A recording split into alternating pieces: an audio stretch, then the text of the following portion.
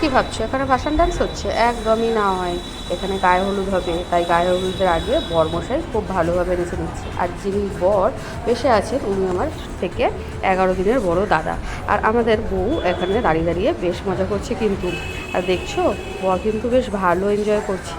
আর করবে নাই বা কেন, নিজের এত ভালো একটা দিন, সেই দিনটাকে তো সেলিব্রেশন করার মতনই দিন। আর সেটাও করতে পেরেছে ও মনের আনন্দে।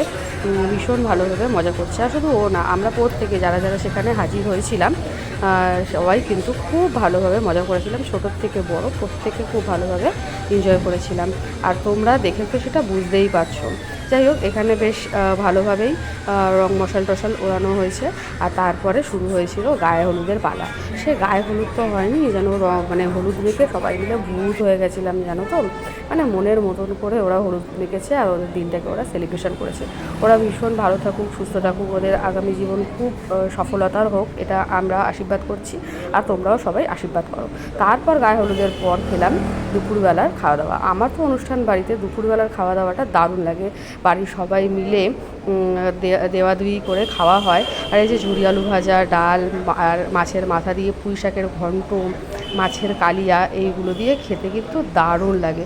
তো আমরা সবাই মিলে এরকম খাওয়া দাওয়া করে নিলাম। এবারে আমরা একটু রেস্ট করে নিই রাত্রিবেলা কী হবে সেটা দেখার জন্য।